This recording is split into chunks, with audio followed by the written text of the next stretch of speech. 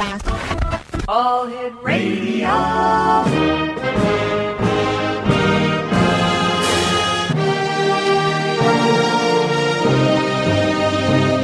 Welcome to the X Zone, a place where fact is fiction and fiction is reality. Now, here's your host, Rob McConnell.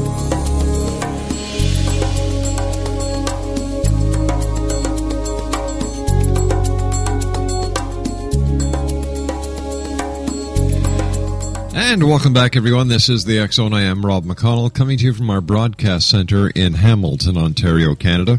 Worldwide toll-free, 800-610-7035. Email xzone at xzoneradiotv.com. On all social media sites, X-Zone Radio TV. And our main website, where you can listen to the X-Zone 724 365 at www.xzoneradiotv.com. My guest this hour is Andrea Mesich, where she is the author of Ghost in the Coal Cellar, True Case Files from a Lone Investigator, and it's published by our good friends at Llewellyn. And Andrea has been involved in the field of paranormal research for over a decade. And as I said, she's the author of Ghost in the Coal Cellar. She shares her experiences and investigation style with the audience, giving them a first-hand look into her methods of investigation and how she uses it in her research. Her goal is to try and find answers to the mysteries of the unknown and shed some light on the things that go bump in the dark of night. Now, her Facebook page is facebook.com/paranormal Ronin. Her blog spot is paranormalronin.blogspot.com. And joining me now from Upper Michigan is Andrea Mesich. And Andrea, welcome to the X Zone. Thank you very much for having me. I'm pleased to be here. Tell me about your book, The Ghost in the Coal Cellar.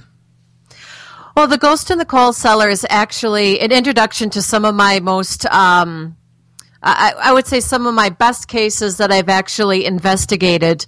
And what I like to do through this book that people will notice is that I will show them from the very beginning of a paranormal investigation to the very end of a paranormal investigation, how an investigation actually works. I show you my mindset on the paranormal. I will show you what kind of techniques I use in order to investigate. I show you some of the scientific methods that go into an investigation and how I kind of go around and try to say, okay, so this happened, but let me find other rational explanations for why this could have happened and use a series of, okay, is this likely? If it's not, put that aside. Is this likely? If it's not, put it aside. So I actually take you through the mindset of a paranormal investigator so that the audience can actually feel like investigators as we witness full-body apparitions and hear EVPs, which is electric voice phenomenon, and so they get to experience it with me. What was it that started you on your investigative quest to understand and demystify the paranormal? Well, when I was actually first starting out, this was back in 2004, I actually did not believe in the paranormal whatsoever. I mean, if we're talking about the Loch Ness Monster, Bigfoot, ghosts, UFOs, none of it was something that I believed in at all. And then I was kind of baptized by fire, as they say, where I had an experience that I couldn't explain. I lived in a house. It was my birth home for like over 30 years. I had lived there. And all of a sudden, we started to have very weird things happen. And I didn't think that a house could suddenly become haunted. But that's basically what happened to me. My father was in the hospital. Unfortunately, he was towards the end phase of a very long fight with cancer. Oh, I'm sorry to hear that. And it was very hard for our family. And my brother Andy and his wife Jamie had just come back from a paranormal investigation in Gettysburg. And he and my other brother John, they went to a party, which was about 45 minutes away from where we live. And all of a sudden I heard somebody come to the house and walk around the kitchen and walk into my brother's bedroom. And I went downstairs to see how the party was. And there was nobody there. And I said, well, my brother must have come home, and then went to my mom's room because his bedroom light was on and I had personally turned it off myself. So I went to my mom's room and my mom asked, well, who came home? I said, well, didn't anybody come to say hi to you? And she's like, no, nobody came to say hi to me. And so I'm like, oh, okay. So I went and I called my brother to see if he came and left right away. Mm-hmm. Well, you could still hear the party in the background, which means that they're, good 45 minutes away from my house. They couldn't just come in and then be back there already. So I went and I said, somebody just broke into our house. We grabbed butcher knives and we're putting knives in doors so that nothing could get into our, from upstairs in the basement. And my mom's huddled on the couch with a big butcher knife in her hand. And I'm, walking around with this knife trying to act like a tough girl in case somebody jumped out at me. And I couldn't find anything. There was no human being in that house. So I went and I turned my brother's light off. Mm-hmm. And as I'm walking out, it turns back on its own. Wow. And this is one of those old-fashioned lights where it's not like, there's no halfway where it could pop up and then turn back on accident. It's a heavy switch where down is off, up is on, and there's nothing in between. So I went and I turned it off again. And as I'm backing away and I'm watching the switch, it turns on all by itself. Listen, we're going to have to do a bit of a cliffhanger here, Andrea. We've got to take our first 2-minute commercial break. X-Zone Nation, Andrea Mesich is our special guest this hour. She's a paranormal investigator, and she's also the author of The Ghost in the Coal Cellar. And Andrea and I will be back on the other side of this 2-minute commercial break as we continue here in the X-Zone from our broadcast center in Hamilton, Ontario, Canada. Don't go away.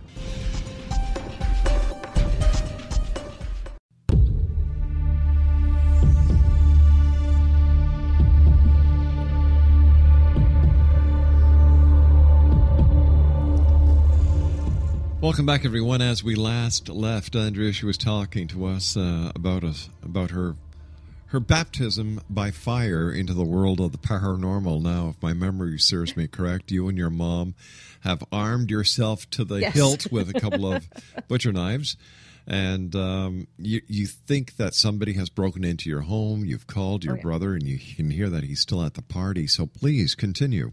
Yeah. Well, what happened was, and it wouldn't have been such a big deal, but my mom heard the exact same thing I did. She heard someone come home, walk through the kitchen, head towards my brother's room. It was a very definitive sound of boot prints. Yeah.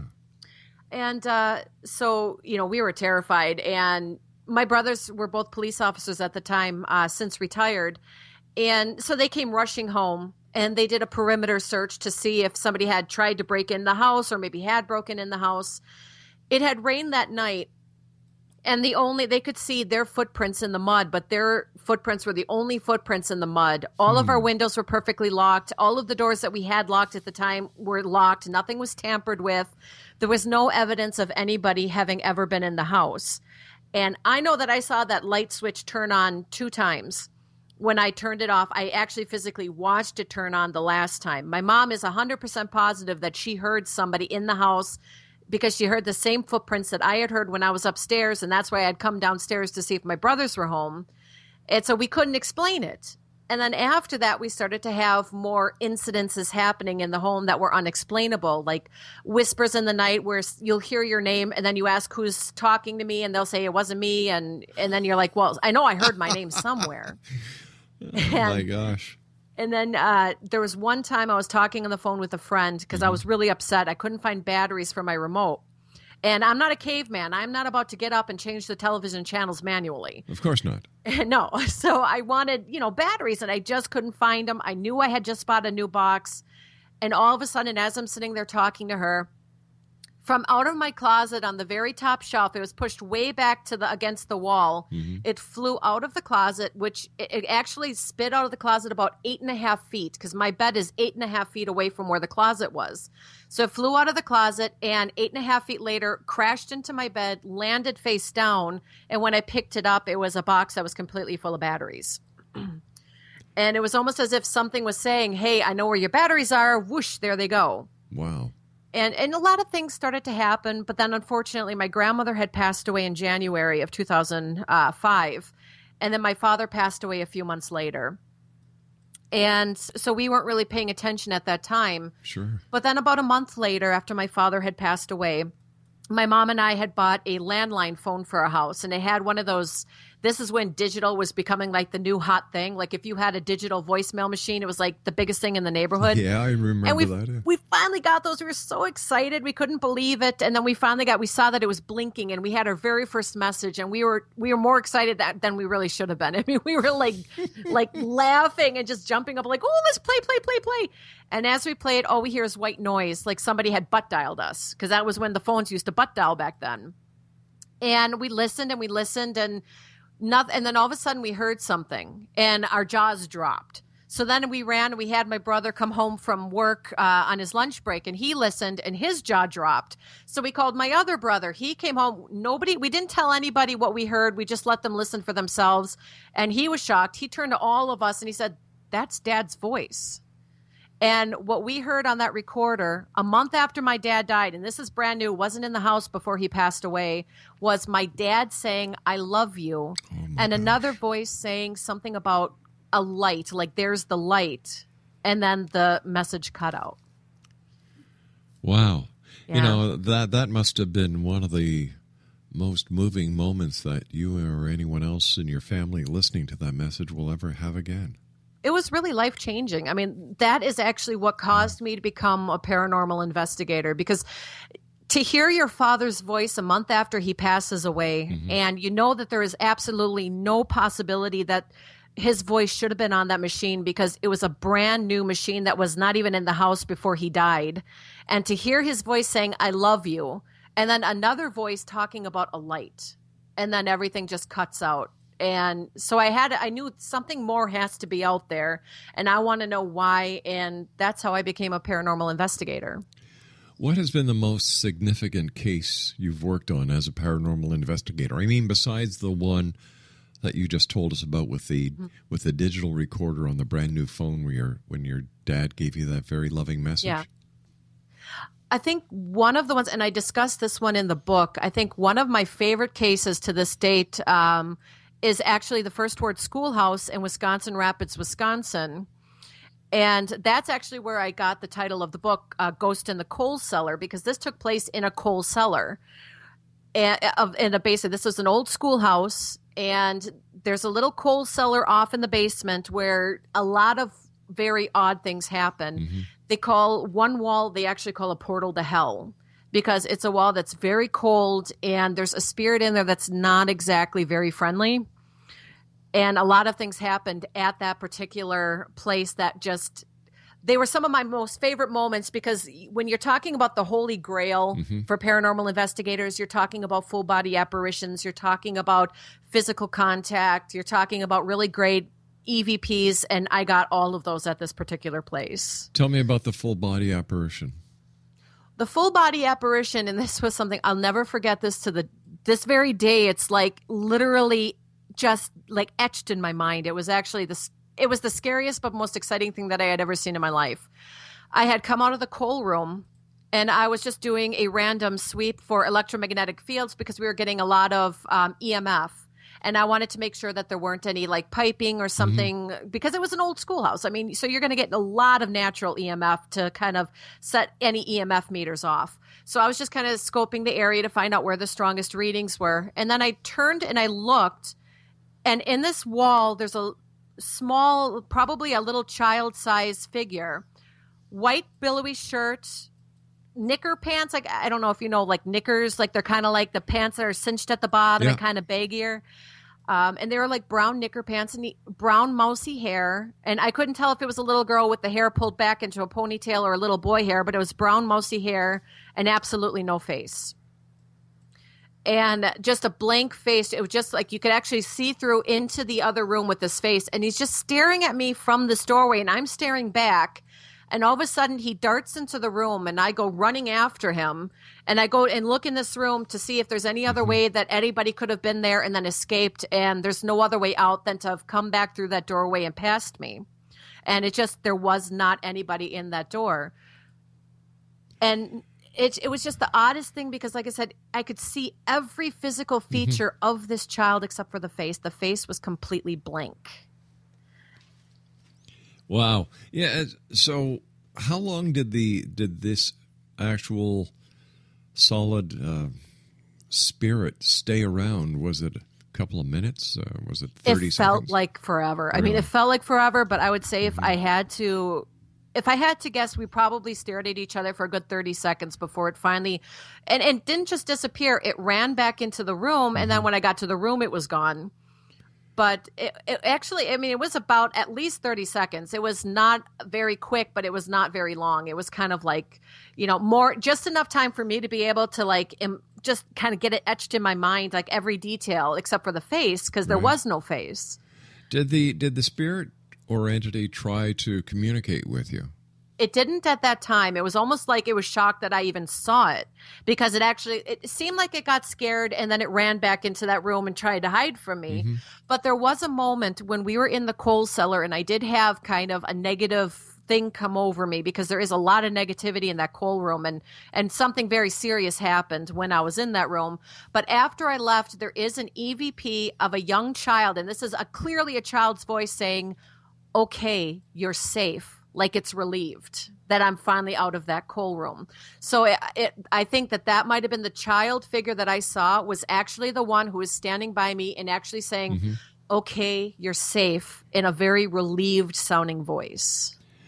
Why do you think that there are some people who can see spirits and others like yours truly who can't? And that's the biggest problem with the paranormal.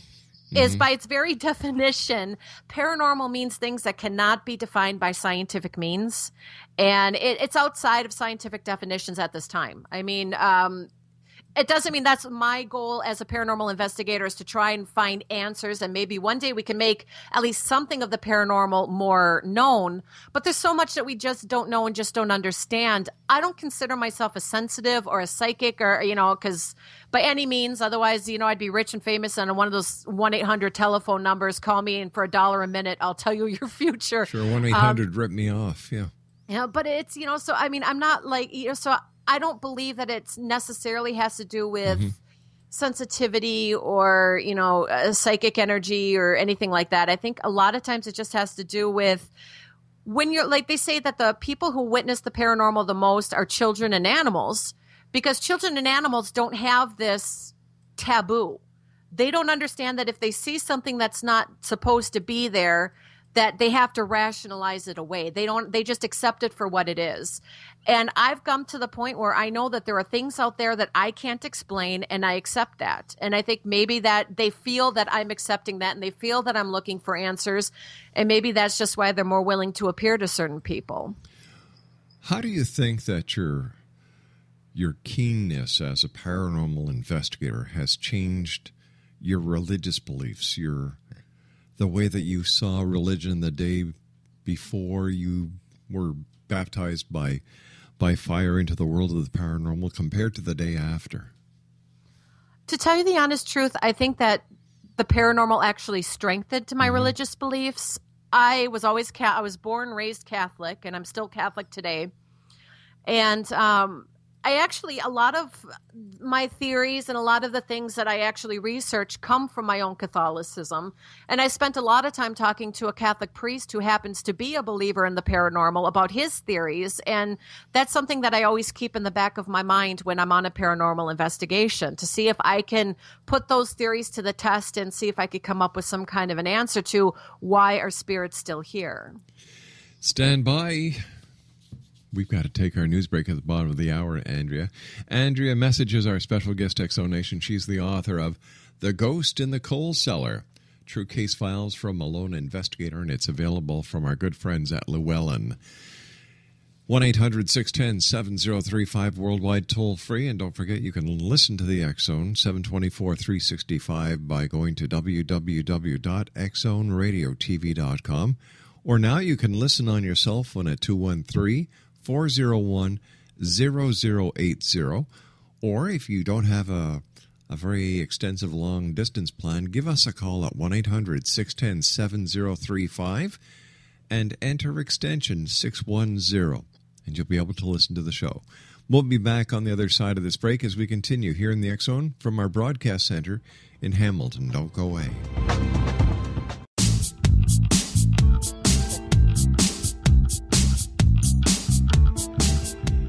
Oh, Exonation, what can I tell you?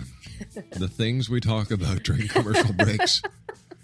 But the nice part is, my guest this hour, Andrea Mesich, is like me, an animal lover.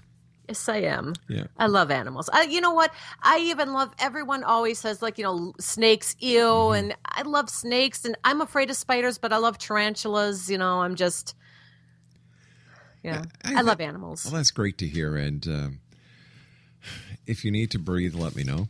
Yeah. Tell me, how would you, or how do you conduct a paranormal investigation? Take me through the way that you proceed. Well, that's where my name comes in. They call me the paranormal Ronin, or Ronin, as a lot of people say it. That means lone investigator. And what I tend to do is, in order to expand my horizons and really understand the paranormal as much as I can, I don't have a private group of my own. I just travel the country and I talk to different groups and learn about their theories and their investigation styles. And I'll sometimes go on an investigation with them and see what they do and kind of learn from them. And we share knowledge, we share tips, we share advice. I'll tell them about the kind of equipment I use. They tell me about what they use. I'll use it in practice, see if I like it, see if I can tweak it. So I kind of learn different theories, different ways of investigating, and then eventually I kind of try and fit it all into my style. I prefer to try and keep a more scientific method, and I just want to say in the beginning, I have a lot of psychic medium friends, very close friends, and so I was only kidding about the $1-800 minute thing. Please don't hit me when you see me next. Hey, wait a minute! I'm the one who said 1-800 rip me off. You didn't say that. You were nice. No, I'm not talking about. I was saying, I was making a joke there. We say that kind of stuff to each other all the time, so that's okay. But like.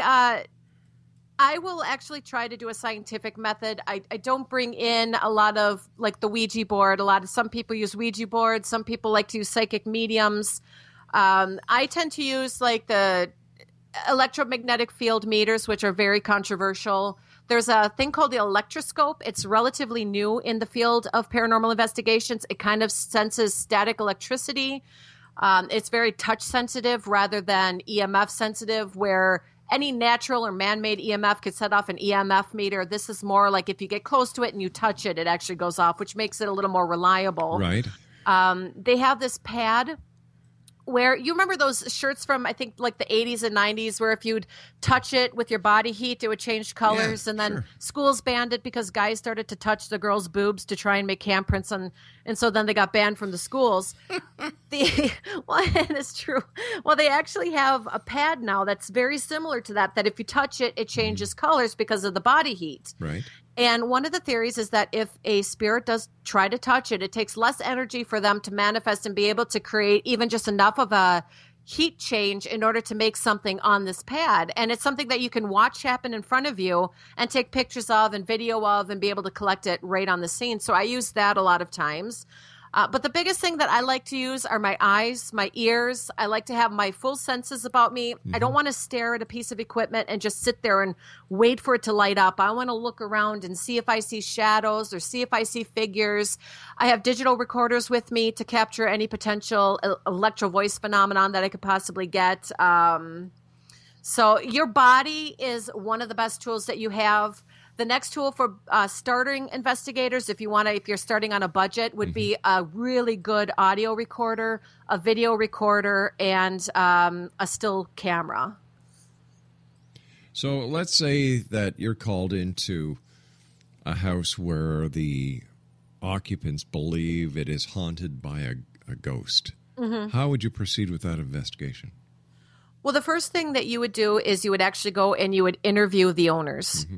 And the interview process is something that could be very delicate. So it needs to be done with somebody who is a people person and has a good understanding of behavior, because a lot of times you'll learn a lot from the way they behave, like the way they move their eyes when they're talking about a situation, the way they move their bodies can kind of give off little tiny clues to whether they're being truthful, whether they're just seeking attention, or whether they are fearful, like if there's something that they're really fearful and they're maybe not giving you all of the information because they're afraid to talk about it, sometimes their body language gives that away. So that would be the first thing that I would do. And that would be something that I like to do personally because I've dealt with people, all my life as a musical theater. I was, communicating with people is something that I like to do when I was working in theater and arts and things like that. And then also as a veterinary technician, I'd have to talk to owners of sick pets. And so it's something that I like to do just so I kind of read the people. Mm-hmm. The next thing that you would do is once you do the investigation, you would set up, just like you see on TV, you have to get your cameras set up. You have to get the locations where you want certain cameras. I like to place digital recorders in various rooms as well as have one that I have on my body. If you have a team with you, you have to make sure that the team is divided up in the proper place. You also have to make sure that the team is fully understanding the kind of investigation that you're doing. Like, when I have apprentices, because I take on a lot of people that are brand new to the paranormal field, I have to remind them, you always have to respect the spirits. You can't antagonize them. You can't speak bad to them and try to get them riled up. You have to speak whenever you're speaking something, say it out loud, because we don't want to whisper that could be mistaken as an EVP on a recorder. We want to be able to hear your voice to know that's you and not some phantom sound. And so we'll go through and we'll explain that. And then we'll actually start the investigation. We'll pick a room. Usually the first place we go is where the people have had the most experiences. And we'll just talk to them like they're real people.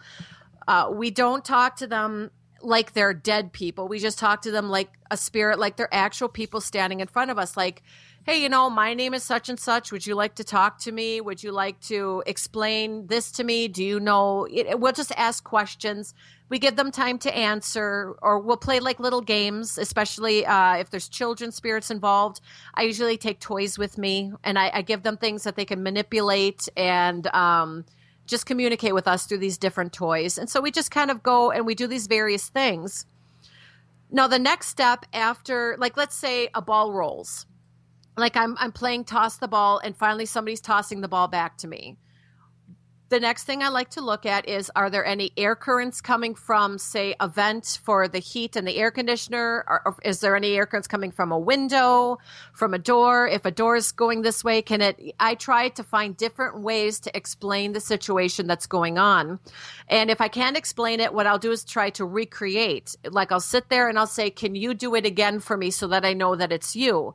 If the ball rolls to me again and I've already said, well, these are not possibilities, well, then I have to check it as potential paranormal evidence. At the end of the investigation, when we wrap everything up, comes the very long and tedious part that they don't really tell you on television, which is going through hours and hours of audio and video and losing your mind. Yeah. Because it is a lot of work, and staring at a screen. I just remember I stared at the screen for 25 minutes and I'm just like, nothing is happening.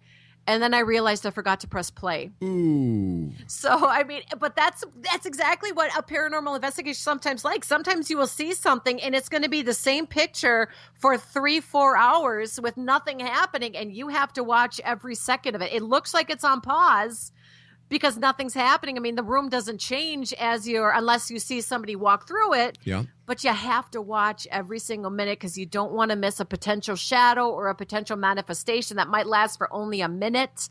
And so that's the most tedious part of an investigation, but it's the most important part because that's what you're going to eventually bring back to your client. And then the very last part is bringing it to your client and explaining to them your findings. So let's say you find a ghost and the people say, hey, I want that ghost out of here.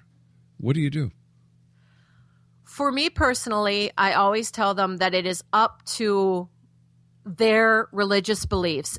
Some people, if they're not religious, then I would say, well, you could find you could find a psychic medium. They do cleansings, like house cleansings. if they're not comfortable with religious clergy in their house. I know one person that I did investigation for just absolutely did not want religious clergy in their house. So I suggested a psychic medium.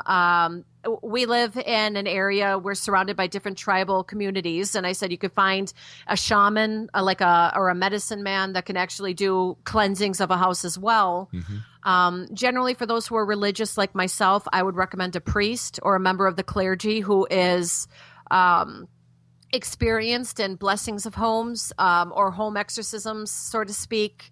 I do not handle it personally, and I would say that 99% of paranormal investigation groups are not, even if they say they are, I would be very wary about anybody that says that they are equipped to exorcise a home of spirits and unwanted spirits, because most of us are not trained to do that. I know I am not trained. I have been doing this for 10 years, and I am not trained to exorcise a home. I am not trained to cleanse a spirit, and I would not even attempt, because I could actually make the situation much worse than it really is. Sometimes, though, if you're dealing with certain spirits, all you really have to do is ask them to leave, and they will. I mean, there was one case in my book about a rocking chair, and I said, look, this is what happened. This is what we have found through the investigation. If you want a priest to come in and a priest to bless your home, you're more than welcome to do that. But why don't you just try talking to him like he's a person and just say, hey, it's time for you to cross over and go meet your wife and see what happens. They said that they explained that he could go to see his wife, that everything is fine, that they were very happy that he was there for as long as he was. And then as soon as they said, go ahead and leave, he did. And there was never another thing that happened ever again. So I would try to ask a spirit to leave. If it's a more benevolent spirit, then I would get like a priest, or if you're not comfortable with clergy, I would go with a psychic medium. Have you ever had a case where the spirit started getting rough? Yes. And letting you know that it did not want you there to get your gear and hightail out of Dodge? Yes. Actually, that was with, remember when I told you about the spirit that said, okay, you're safe after I left the coal room? Right. In the coal room, when we were all sitting down, we were getting ready to, and the one who was there that knew about the house was explaining about the portal to hell, which is the wall that I said that's inside the coal room. As we're sitting there and I'm preparing and I'm taking notes, something started to choke me. And I'm not just saying like I started to feel like I couldn't breathe or I couldn't swallow. I'm talking, I actually felt 4 fingers on one side of my throat and one finger, which would be the thumb, on another side of my throat, and it actually squeezing. And you could actually feel like something is squeezing you and trying to like actually physically choke you. And then you could actually see when it finally released the 4 fingerprints on one side and a thumbprint on the other side of my throat. And as soon as because my head went to, I'm making the sign of the cross on my leg. I'm saying a prayer in my head. And then after I'm done with the prayer, saying, you must let go of me. You do not have permission to touch me. Right. And as soon as I take that permission away, it has to let go of me. But then it latched onto somebody else in the room. Why does it have to let you go? Because a lot of times with spirits, and this is only a theory. I mean, there are a lot of different theories about this, but in my research, especially for certain kinds of spirits like demonic entities and inhuman spirits, it needs permission. And one of the best, there's different cases about it, but one of the best cases that I could bring up is Annabelle. I'm sure a lot of people have heard of Annabelle and the Warrens. It's the Raggedy Ann doll that was actually, they say it's demonically possessed, but it wasn't possessed. It had a demon attached to it, and it was using the object to manipulate its owners into giving him an invitation to stay and wreak havoc in their life. It needs that invitation. If you do not give it the invitation, and for people who believe in God, we also feel that if you do not give it the invitation in the name of God that it must leave you alone, then it usually will have to leave you alone. There are many reasons as to why people believe that occurs. I personally believe for a religious reason that a demon is anti-God, and if you invoke the name of God, even a demon has to bend its knee. And if I'm telling you in the name of God, you have to leave me alone, in my belief, the demon has to leave you alone, or an evil spirit or a malevolent spirit has to leave you alone. So tell me, when you're doing the investigation, do you bring religious artifacts with you? Do you bring a crucifix? Do you bring holy water? Me personally, I always bless myself with holy water before I go into a place. Mm-hmm. And I do I have a blessed rosary that I wear around my neck, and I hide it in my shirt. And if I feel things are getting kind of bad, I'll sometimes pull it out and display it to whatever spirit is standing there.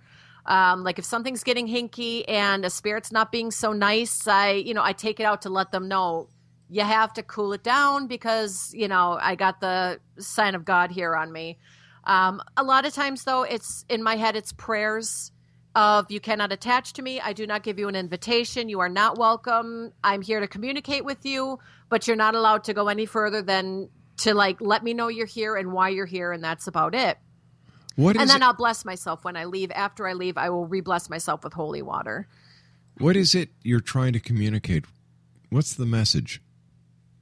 For me, the message I'm trying to figure out is why, if there are spirits, and if these spirits are truly ghosts, because, to me, I'm still not 100% convinced that, spirit, because like I said, paranormal means it's not provable yet. So I want to know, are you ghosts? Are spirits demonic? Are spirits angelic or demonic? Or are there spirits where there's just something in between where they're maybe stuck, human beings that are stuck in purgatory? They're stuck in this plane for some reason and they can't move on. And my reason for speaking with them is, are you here? And why are you here? Why is it? Is there something that you are stuck here for? I want to know, why do spirits continue to remain in this plane? And I'm just trying to find answers to the unknown. So that's the biggest thing that I'm trying to figure out. Hey, Andrea, stand by, dear. You and I have to take our final break for this hour. Exonation, right. An interesting hour with our guest this hour, Andrea Mesich. She's the author of The Ghost in the Coal Cellar, and it's available through our friends at Llewellyn. www.llewellyn.com. And Andrea and I will be back as we wrap up this hour here in the X Zone with yours truly, Rob McConnell. Don't go away.